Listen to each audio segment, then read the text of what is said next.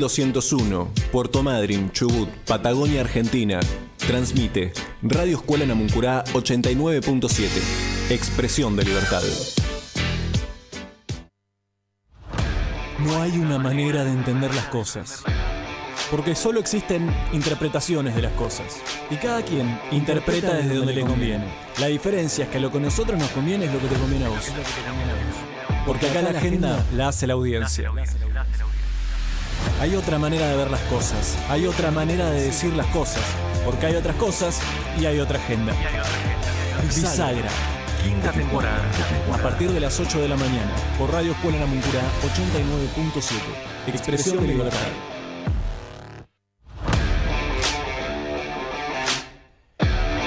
Bisagra en el aire, como dice la apertura con la voz de Laucha, en este 10º aniversario de Radio Escuela Namuncurá. Felices de poder compartirlo con todos ustedes. Felices de poder seguir desarrollando esta experiencia que, como dice por ahí alguno de los separadores, de estos que marcan una especie de balance de estas 10 temporadas, tuvo como punto de partida y en definitiva, en conjunto con la comunidad, poder consolidar la experiencia tripartita, podríamos decir: radio tradicional, radio escuela, radio comunitaria.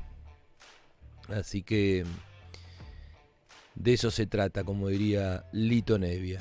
10 minutos pasaron de las 8 de la mañana, 284 58 86 79 es el teléfono para que nos dejen un mensaje vía WhatsApp, algún audio, alguna imagen, etcétera, etcétera. Estamos saliendo también por el canal de YouTube de la Fundación Ceferino Namuncurá.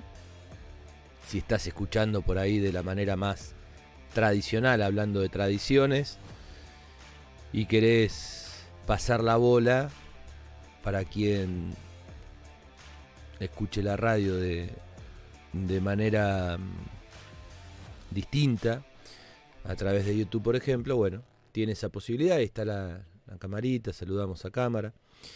7 grados la temperatura en la ciudad de Puerto Madryn, estaba prevista, ¿no? Una jornada al igual que ayer de temperatura baja, con algo de viento.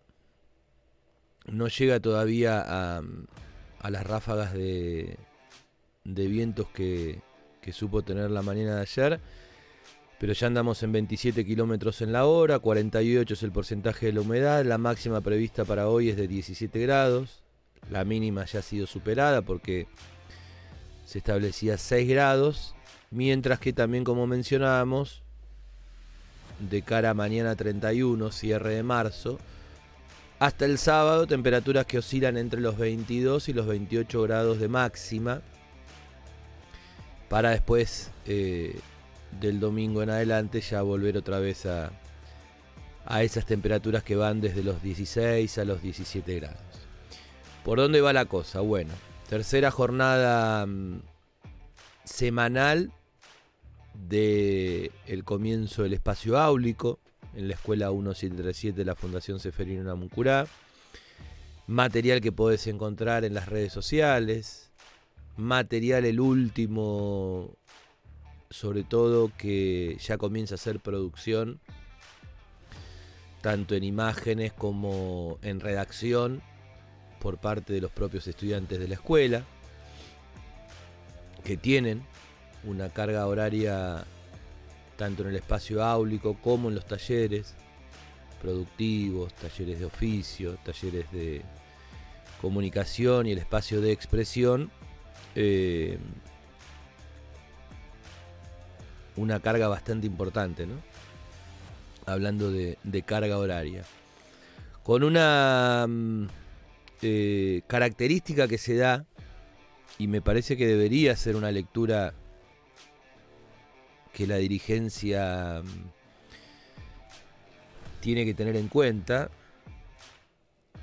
repasando con estadísticas anteriores, con datos anteriores. La escuela de la fundación tiene 31 años, comienza como un proyecto de investigación pedagógica. Esto lo hemos mencionado en más de una oportunidad, lo han explicado justamente quienes han iniciado ese proyecto de la mejor manera posible que se puede explicar, porque fueron quienes comenzaron con tal, pero también fueron comentando los diferentes pasos, ¿no? Hablamos de promediando la década del 90, una situación muy compleja, mientras para algunos y algunas la convertibilidad traía ese peso barra $1, una especie de época de plata dulce, ¿no? Una especie de M2.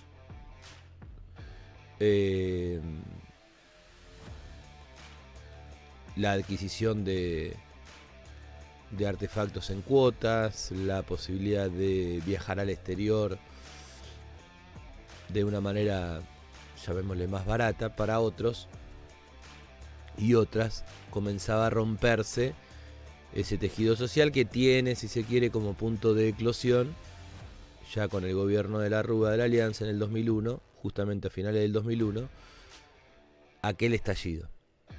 Bueno, en esos momentos comienza el trabajo de la Fundación Ceferino Amuncurá, con pibes en situación de calle, en donde básicamente el norte principal o el objetivo principal tenía que ver con bancar el morfi, ¿no?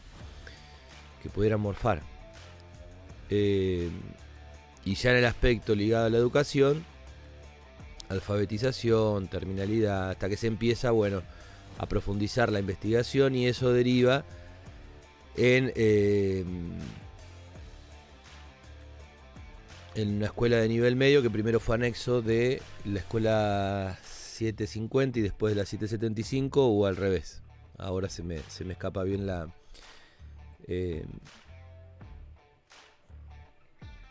cuál vino primero y cuál vino después. Voy al hecho, y aquí es donde me parece que deberían posar la mirada aguda. Hoy, si no me equivoco, está prevista la reunión, no sé cómo llamarla, porque no es una interpelación, palabra que parece que genera zozobra, ¿no? Cuando debería ser algo habitual. Está prevista la reunión, decíamos, en la Cámara de Diputados, en la legislatura de la provincia del Chubut, con la ministra de Educación Perata. Por ahí algún asesor, por ahí alguien inclusive ligado también al poder legislativo, ¿no? Que debería manejar información mucho más fina de la que habitualmente manejan, que lamentablemente muchas veces es la que leen o la que terminan replicando a través de los medios de comunicación. Por ejemplo, se da una característica en la Fundación Ceferino, ya como escuela de gestión social, 1737, con los problemas que ustedes saben, de financiamiento, resolución de cierre de octubre del año 2020. Y es que la matrícula de chicas y de chicos de la Fundación comienza ya a profundizar algo que se viene dando en los últimos años, ¿no? Ya no es extraordinario ni es específico, particular, que un joven o una joven provenga de tal o cual establecimiento educativo. Cuando antes esas transferencias venían directamente desde otros sectores, ¿no? Sectores geográficos y por ende sectores en donde estaban enclavadas esas escuelas. Entonces hoy hay estudiantes ya desde hace un tiempo, e inclusive podríamos sumar quienes están en una lista de espera, producto de que la Fundación tiene una capacidad limitada estructuralmente o ediliciamente hablando, pero también en función de lo que mencionamos y da cuenta del desfinanciamiento y de la manera que hoy tiene de sostenerse, que en gran parte, como dicen también muchos separadores, da cuenta de ese aporte de la comunidad de diferentes maneras, pero ya comienza a hacerse como una especie de constante, ¿no? como si fuese un cuadro, en donde ya hay un pulso, que vos tenés pibas y pibes que vienen de escuelas que antes era impensado que viniesen. Entre otras cosas por la barrera cultural, ¿no? Barrera que muchas veces nos frena o nos imposibilita sortearlas muchísimo más que una barrera específica, que un límite de un barrio, que un límite de un semáforo, etcétera, etcétera.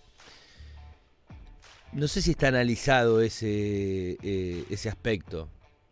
Cuando uno insiste, cuando los compañeros insisten, cuando inclusive tenemos la posibilidad de escuchar a quienes realizan otras tareas habitualmente en la fundación y pasan por el estudio, y sobre todo si tienen un poco más de tiempo y pueden reflexionar y compartir esa reflexión en voz alta de una manera más paciente, ¿no? Con más tiempo. Y nos van comentando justamente la dinámica que uno muchas veces desde aquí mismo, desde el mismo predio de la fundación, se pierde porque está también inmerso en la agenda periodística, porque está inmerso en otros temas. Y alrededor de quienes estamos aquí en la radio pasan un montón de cosas. Bueno, son ellas y ellos quienes por ahí nos bajan a tierra de estas cuestiones que decimos y tienen la posibilidad de explicarlo de una mejor manera, de aferrarse también a estadísticas, ¿no? De planificación, de previsión. Pero uno no escucha, insisto, ¿no? En la dirigencia, sobre todo cuando ya empezamos a hablar del ruido del 2023 y recién salimos del ruido de las elecciones de medio término del 2021, hacer este tipo de evaluaciones o hacer este tipo de diagnósticos, y más allá de hacer el tipo de diagnóstico, ¿cuál es la salida y cuál es la alternativa? Nosotros insistimos, ¿no? Con algo que es obvio, pero que como muchas otras cosas en Puerto Madryn se esconden debajo de una alfombra imaginaria, metafórica. La educación pública está perdiendo por goleada. No solamente en cuanto a las escuelas que tienen más años, que tienen una orientación determinada.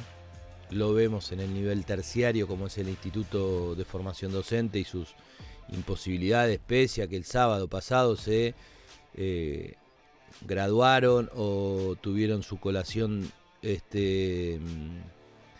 más de 150 personas, ¿no? En distintos profesorados. Pero hemos escuchado aquí innumerable cantidad de voces justamente explicando cuáles son las razones de las dificultades que van más allá, y no es poco, del no tener un edificio correspondiente, ¿no? Hay un predio que otorgó la municipalidad. Uno espera que en un futuro no muy lejano comiencen las obras de ese futuro edificio, etcétera, etcétera. En el nivel secundario hay escuelas que tienen ya problemas de fondo muy difíciles de seguir emparchando. En materia de edilicia, tuvimos aquí la palabra de alguna directora haciendo mención al tema de, sobre todo cuando fue el 2020, el año que no se fue a la escuela o que se tuvo clases desde la virtualidad, y la imposibilidad de que esos pibes vuelvan a la escuela, o el trabajo muy artesanal, muy de orfebre que se han realizado desde diferentes lugares para poder sostener la mayor cantidad de pibes en la escuela. Escuelas primarias que terminan fusionándose con otras escuelas primarias. Una característica que también ya este gobierno tiene bastante afirmada o acentuada, ¿no? Ya comienza a tomarse como norma aquello que surge desde la excepcionalidad o desde la excepción. Entonces ya no nos llama tanto la atención que, por ejemplo, la escuela 162 comparta edificio con la escuela 124, como ya no nos llama tanto la atención cuando nos hablan de reubicación. Esa reubicación lleva a la matrícula de una escuela a dividirla en 5 o 6 lugares cercanos, posiblemente entre la geografía de la escuela, pero con las incomodidades del caso. No nos llama la atención que las escuelas especiales tengan también la misma dificultad, sobre todo ligada al tema del transporte.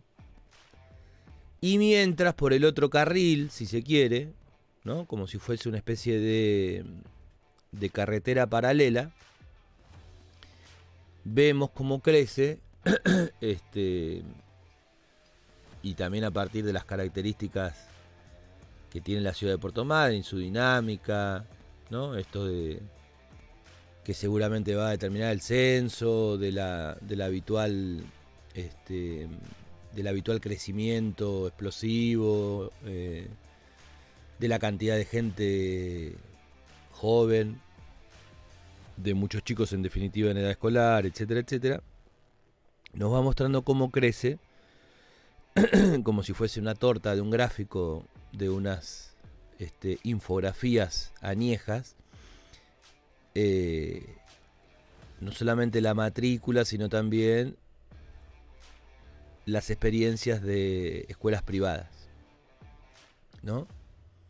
Independientemente de que, como la salud, cuando nosotros escuchábamos a Denise Acosta hacer referencia en épocas de la pandemia, que el sistema de salud es uno, ¿sí?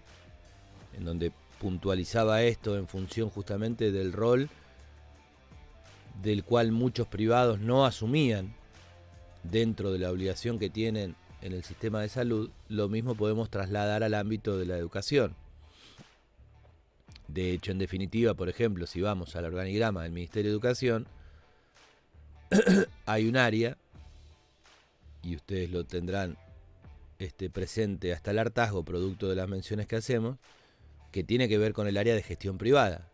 Y hay un vínculo, de hecho hay una ligazón no solamente de veedora, sino también económica de parte del Estado para con esas entidades privadas.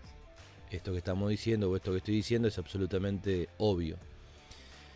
Pero también hay decisiones, ¿no? Evidentemente hay decisiones políticas. No es casual que estemos transmitiendo esto que estamos transmitiendo, que por lo menos para nosotros es algo que refleja una porción de la realidad que vivimos de manera cotidiana.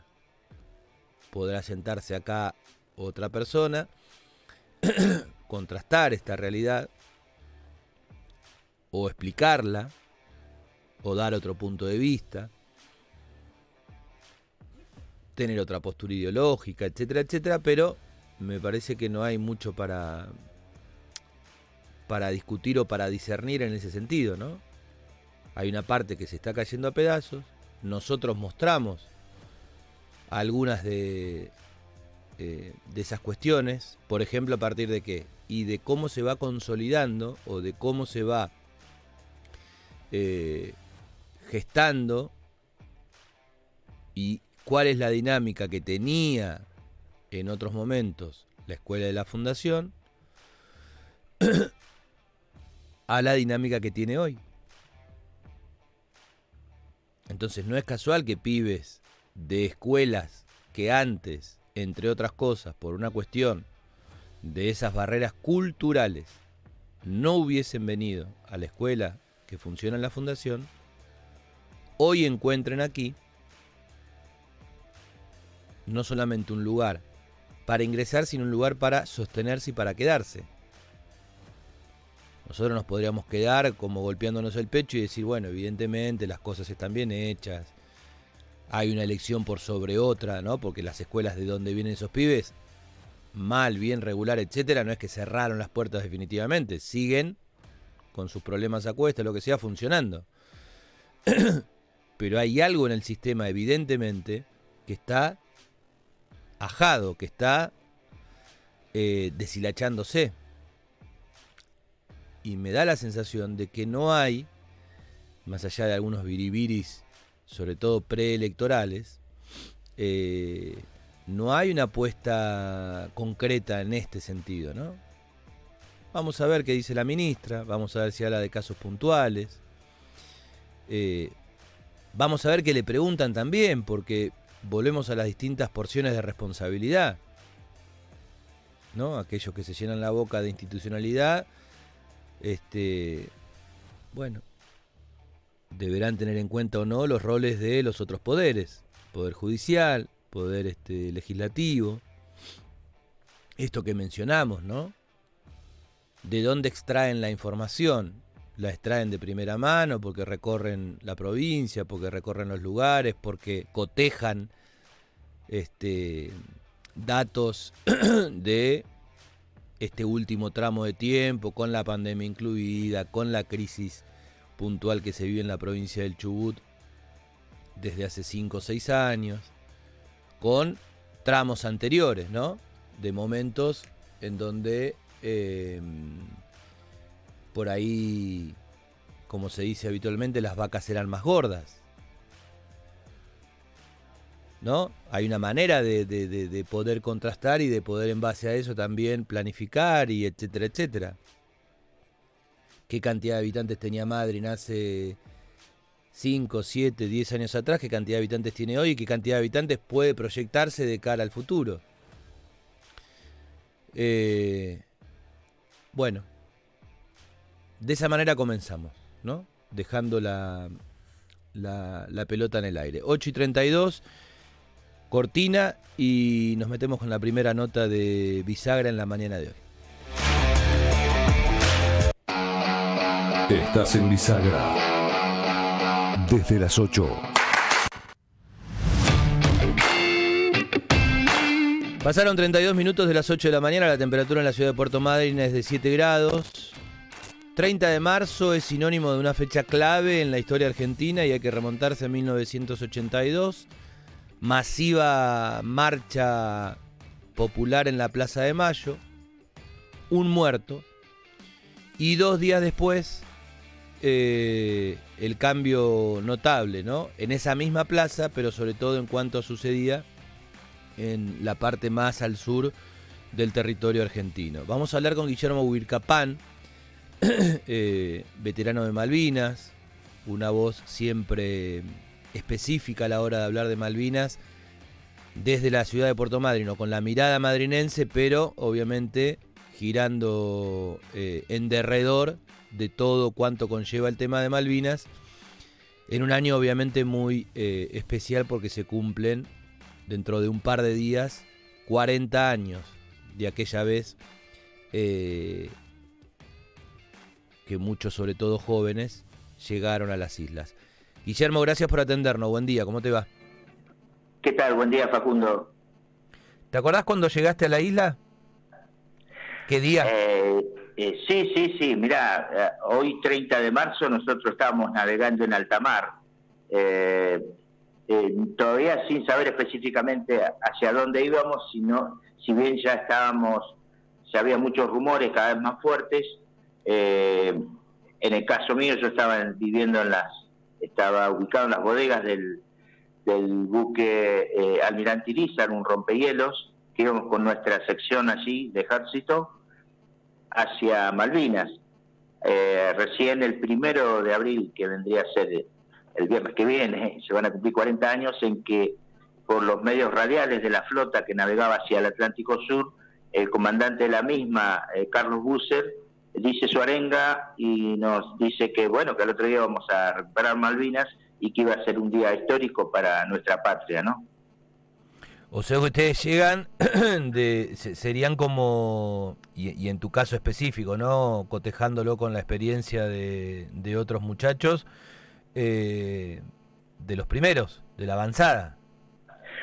Claro, nosotros fuimos la única unidad de ejército que participó de la Operación Rosario, fue el Regimiento de Infantería 25 de Sarmiento, en la cual, bueno, iba comandada por nuestro jefe de regimiento, el teniente coronel Zaineldin, y en el caso nuestro jefe de sección, Roberto Néstor Esteves, era nuestro jefe directo de sección.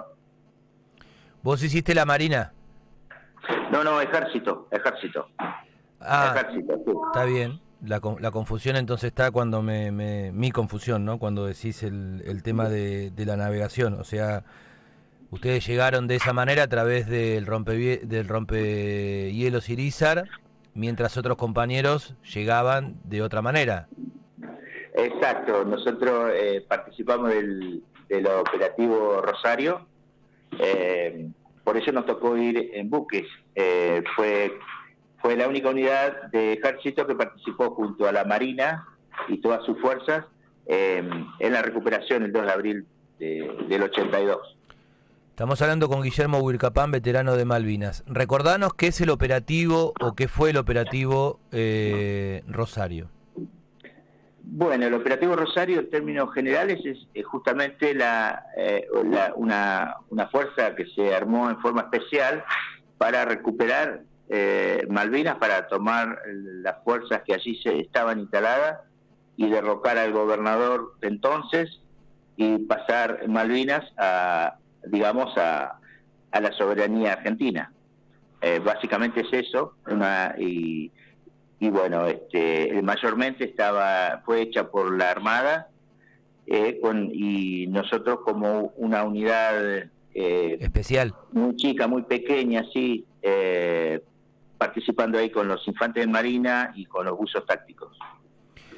¿Cómo son las primeras horas cuando llegás a Malvinas? Cuando ya esos rumores que decías que comenzaban a sentir en el viaje, ¿no? Comienzan a consolidarse y bueno, obviamente que cuando llegan a Malvinas ya la historia pasa específicamente por esa situación. ¿Qué recordás de esos primeros momentos?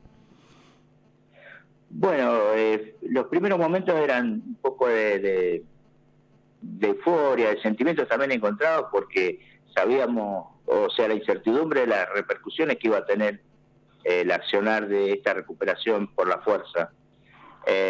Muchos eran optimistas, otros no tanto, de que la solución iba a ser pacífica. Y bueno, con ese sentir de emociones en contraposición, llegamos a las islas y fue también una emoción, ¿no? Una emoción muy linda ver que estamos pisando tierra nuestra, que para ser justo, mucho no sabíamos de Malvinas, más allá de lo que habíamos aprendido en la escuela, pero era como un versito, como una estrofa, decir que las Malvinas eran argentinas. Y estar viviéndolas y recuperándolas fue muy fuerte, pero también nos llenaba un poco de incertidumbre. ¿Y cómo es o cómo son esos primeros días en cuanto a la organización, ¿no? ¿En dónde participás vos, con qué grupo y cuál era la función, cuál era el objetivo? Sí, nuestra sección conformamos una compañía que fue la que participó en la recuperación de Malvinas, Operativo Rosario. Uh-huh. Nos encomiendan asentarnos en el caserío de Darwin, Pradera del Ganso, a unos 70 kilómetros al suroeste de Puerto Argentino. Uh-huh. Bueno, fue una sección de helitransportada que se instaló y tomó seguridad en la zona, y nosotros, con gran parte de la compañía Ingenieros 9, fuimos en el buque Isla de los Estados hacia ese lugar. Llegamos el 3 de abril a Puerto Darwin y en esa zona nos instalamos y pasamos todo el tiempo de la guerra. Allí nos tocó conformar la Fuerza de Tareas Mercedes y había un aeródromo donde operaban Pucarás, y bueno, nuestra misión era cubrir un sector defensivo de esa zona que quedaba al norte y cerca del Monte Darwin, ¿no? Estamos hablando con Guillermo Huircapán, veterano de Malvinas. Ya nos vamos a meter con cuestiones obviamente que tienen que ver con la actualidad. ¿Cuál es el momento en donde sentís, si no es ese en el inicio, si no es ese cuando llegan ahí a 70 kilómetros de Puerto Argentino, como mencionás, que sentís que estás participando definitivamente de una guerra, ¿no? ¿En qué momento hay un momento, llamémosle, bisagra en esos 74 días que decís, bueno, es este, ¿no? El momento en donde me di cuenta de que estoy participando de una guerra? Sí, durante todo el mes de abril fueron meses de preparativos, de pensar que no se iba a llegar a un conflicto. Había muchas negociaciones, incluso vino el Papa, estábamos muy esperanzados en eso. Cuando, bueno, de pronto Inglaterra el 1 de mayo inicia las acciones bélicas que inician la guerra, ¿no? Inician las hostilidades, y el 1 de mayo, en el caso nuestro, allá en Darwin, Pradera del Ganso, fuimos atacados por los aviones Harrier, en la cual nos provocan, la baja en el mismo aeropuerto sin despegar de 2 o 3 Pucarás, y tuvimos las primeras 9 bajas, que son de la Fuerza Aérea, y realmente ahí, cuando vimos lo que nos atacaban esos aviones, que parecían algo de ciencia ficción para nosotros, allí realmente comprendimos que estábamos en guerra, que era difícil ya, o imposible, digamos, que haya una solución pacífica. Y de ahí en más, ¿cómo se sostiene? ¿Desde lo individual, desde lo colectivo, desde lo mental? Esto que decís, entre otras cosas, ¿no? El mes de abril era un mes como de preparativos, un mes de asentarse, y en mayo, ya apenas comienza mayo, nos aparecen aviones, los Sea Harrier, que parecían de ciencia ficción, ¿no? ¿Cómo resistir desde ese lugar, Guillermo? Bueno, hablábamos mucho de nuestras familias con los soldados, y uno tiene afinidad siempre con 2 o 3, así que allí realmente hacíamos catarsis de nuestra vida, de nuestra corta vida, porque teníamos 18, 19 años, y el dolor que íbamos a dejar acá si llegábamos a no volver, ¿no? Ese era más que nada el temor. No era el temor a la muerte en sí misma, o sea, más allá de que sí, que te da miedo esa situación, esa posibilidad, pero era más si uno moría, iba a ser más el dolor que uno iba a dejar acá, en los hogares, que lo que uno mismo iba a poder sufrir. Y bueno, todas esas cuestiones daban vuelta en nuestra cabeza, y bueno, ahí aparecían quienes éramos cristianos, para tratar de fortalecernos y ayudarnos entre nosotros. Más allá también de esas luchas psíquicas, estaba la lucha con los elementos, que era el frío, la nieve, las noches de mucha neblina, y también cuando empieza ya a fallar la logística y tenemos problemas con la comida, que hay días que no comíamos y teníamos que salir a cazar, y todas esas cuestiones que también fueron un defecto de nuestras Fuerzas Armadas, ¿no? Estamos hablando con Guillermo Huircapán. Te traigo, aunque sea por un momento, al hoy, o al ayer específicamente, martes 29, estuviste en Rawson participando de una actividad en la cual estuvo el gobernador de la provincia, que firmó el decreto que permite el cumplimiento efectivo de la ley de ingreso al estado de familiares directos de excombatientes de Malvinas, fallecidos y retirados. Esto había generado en ustedes, hablando de zozobras también, ¿no? Un momento de incomodidad. Estaba prevista una marcha, ¿esa marcha se desactiva?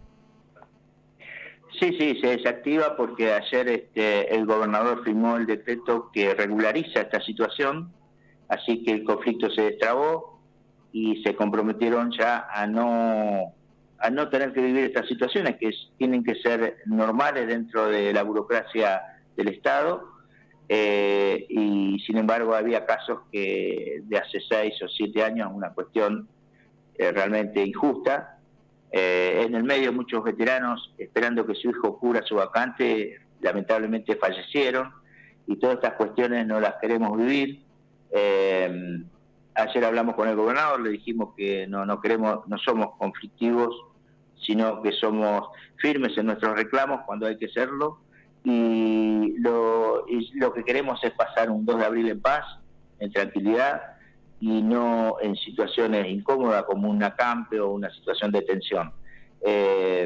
Así que, bueno, firmó el decreto y gracias a Dios, entonces ayer fue un día positivo para todos los veteranos que vinieron de todos los puntos de la provincia, e incluidos familiares de veteranos, esperaban con ansias la firma de este decreto, nada más y nada menos que se cumpla la ley.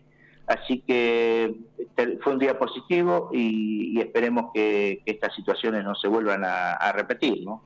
Guillermo, ¿nos podrías explicar los alcances de la ley, por un lado, y si tenés ganas y tiempo, obviamente, sé que son días de mucho trajín, habitualmente lo son, pero estos me imagino que lo deben ser más, cómo se llega en definitiva a esta ley, ¿no? Porque también hay mucho de esto que mencionabas, ¿no? De firmeza, de insistencia, de, bueno, tener que golpear las puertas e inclusive tener que diseñar los mismos proyectos y depender de esa aprobación de algún poder legislativo o de alguna decisión, como fue en el caso de ayer, del Poder Ejecutivo Provincial a través de la firma de un decreto. ¿Cómo nos podés sintetizar o graficar el tema de esta ley y en qué consiste?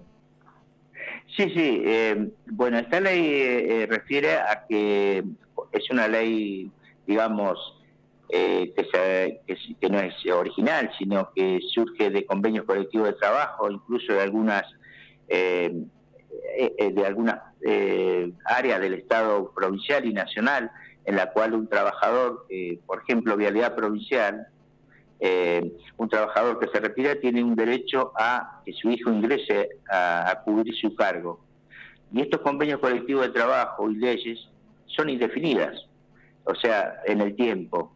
En cambio, lo nuestro, que somos un número ínfimo en la provincia, fuimos un número ínfimo, menos de 40, y hoy quedan 3 o 4 todavía ejerciendo el cargo, tiene una fecha de vencimiento, se va con nosotros. O sea, hasta esa característica tiene, ¿no? No es indefinida en el tiempo porque se termina con el veterano. Si se diferencia de las otras en ese ítem, que es muy importante, ¿no? Y bueno, se aprobó ya hace 7 años y bueno, con los problemas que ha habido para comenzar a ejecutarlas. Así que esperemos que todo esto siga por estos carriles normales, como para no volver a una situación conflictiva, ¿no? Estamos hablando con Guillermo Huircapam. Te hago las últimas, así te dejo tranquilo, como decía, en estos días tan especiales. Te ha tocado por cumplir funciones dentro del centro de veteranos, pero también me parece, ¿no? Que por características o formas de ser, etcétera, etcétera, de liderazgo, de conducción, etcétera, viajar mucho, ¿no? Me imagino que en todo este tiempo, en estos 40 años, sobre todo en los últimos años, te habrás reunido con muchos funcionarios de distintos gobiernos, de distinto cariz político, etcétera, etcétera. ¿Cuál es hoy no sé si la necesidad principal, pero cuál es la deuda principal, o cuál debería ser, como esto que mencionaste recién, que había una ley, que lo único que había que hacer nada más ni nada menos que era cumplirla, y sin embargo estuvieron a punto de realizar una marcha un día antes o 2 días antes de que se cumplan 40 años del comienzo de la Guerra en Malvinas, con todo lo que ello significa, etcétera, etcétera. ¿Cuál sentís que es el punto fundamental, ¿no? Como para que haya más tranquilidad en gente que ya hoy sí, la palabra veterano comienza a quedarle mucho más justa, ¿no? Porque estamos hablando de muchachos de 60, 61, 62. Sí, el tema principal hoy para nosotros es salud. Tenemos una obra social, como ustedes saben, que es el PAMI, pero como anda el PAMI en general, también anda con nosotros, y eso es lo que reclamamos al Estado Nacional, que se agilicen todas las prestaciones que el PAMI brinda a los veteranos, que lo brindan los papeles, pero que en la empiria, digamos, no funciona. Así que, ese es el principal reclamo que se hace, tema salud y tema también familiar, como son, en este caso, la ley de hijos que reclamamos acá en provincia. También estamos viendo de promover leyes que protejan a nuestros seres queridos, que ellos fueron influenciados también por estos temas de estrés postraumático de guerra y figuran por ejemplo, en la creación del INADI, no solamente el combatiente, sino el grupo familiar primario, como grupos vulnerables minoritarios. Por lo tanto, apuntamos a ese lugar, ¿no? Intentar proteger a nuestros hijos hasta que nos toque irnos a nosotros, ¿no? La última,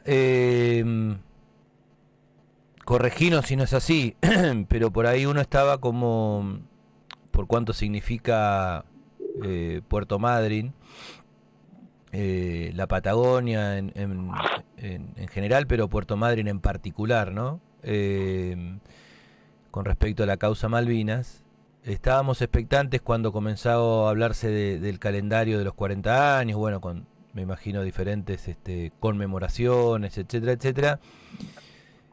Imaginábamos como un protagonismo más saliente propuesto por las autoridades del gobierno nacional. Por ahí le erro el vizcachazo y hay contemplaciones y hay miradas que uno desconoce, pero me da la sensación cuando leo actividades que se van a realizar específicamente por el 40 aniversario, no siento reflejado ese protagonismo que tiene la zona, sobre todo en función de cómo vivió el conflicto, de la cantidad obviamente de veteranos que tiene, pero sobremanera de cómo fueron recibidos a diferencia de otros lugares.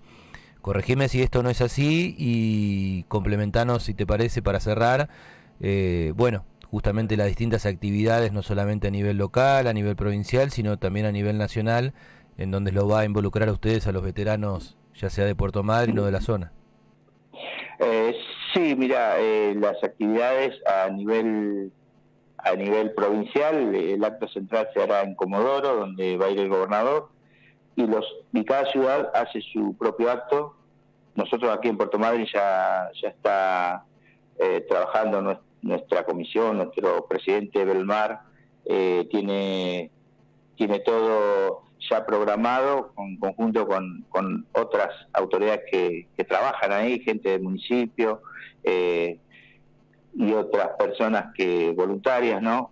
Va a haber una vigilia acá el 1 de abril y el acto formal el 2 a las 11 de la mañana. Y a nivel nacional aún no tenemos información concreta en dónde va a ser el acto central. Y también te comento que Madryn, sí, el acto que tiene también importante y que se viene es el 19 y 20 de junio, que es el regreso, y esperemos que allí, como es el único acto y el único punto en el país, podamos tener una autoridad nacional jerarquizando un poco toda la vivencia histórica que tiene Madryn con respecto a Malvinas, ¿no? Y el regreso de los prisioneros de guerra acá y cómo fue recibido por la comunidad. Así que eso es así en un rasgo muy rápido, lo que estamos viviendo. Pero esa actividad de junio, que tiene que ver con, hablando de conmemoraciones, con algo muy significativo para ustedes, que nosotros lo resumimos en nuestra historia madrinense como el día que Madryn se quedó sin pan, el puntapié inicial de la organización y la idea, y obviamente acomodar la logística de recibir ojalá la mayor cantidad posible de veteranos de la mayor cantidad posible de las provincias de la Argentina, fue por parte de ustedes principalmente. No es que es una idea del Ejecutivo Nacional, ¿o sí?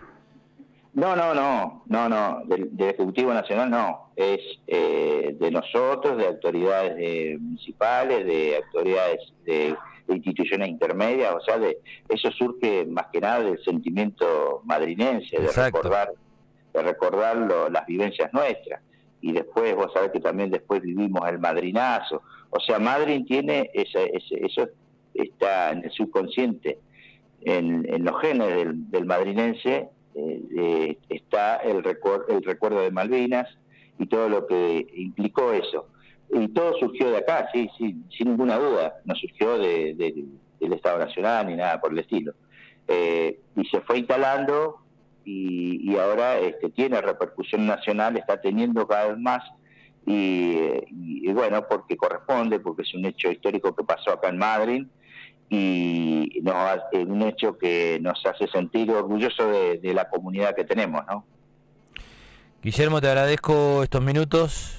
Sabemos que estás atareado y también con compromiso de compartirle a la comunidad a través de otros medios, no solamente lo que sucedió ayer, sino también lo que va a suceder el próximo 2 de abril, así que como siempre agradecido, mandarte un abrazo grande y bueno, especialmente en estas horas.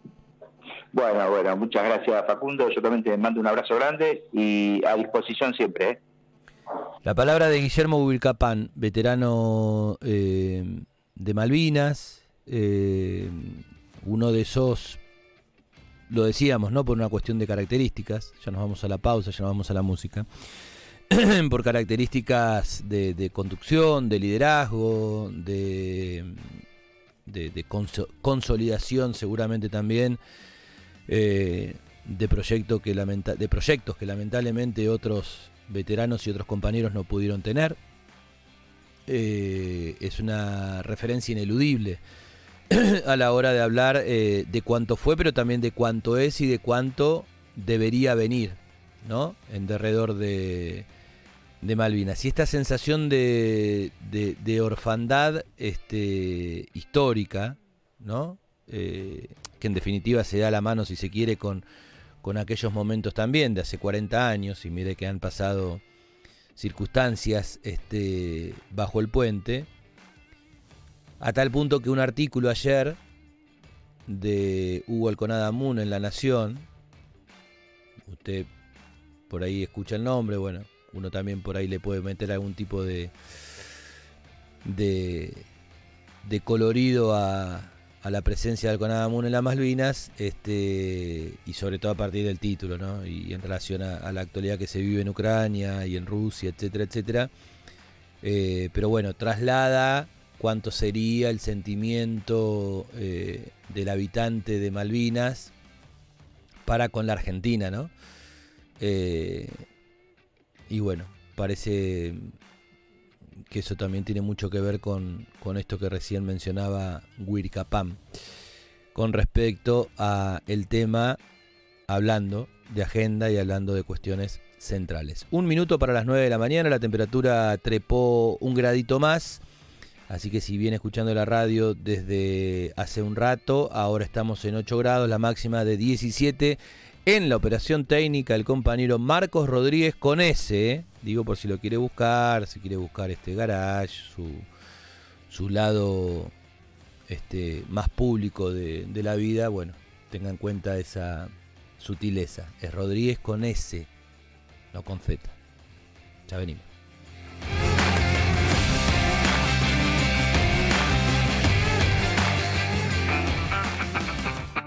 La Namuncu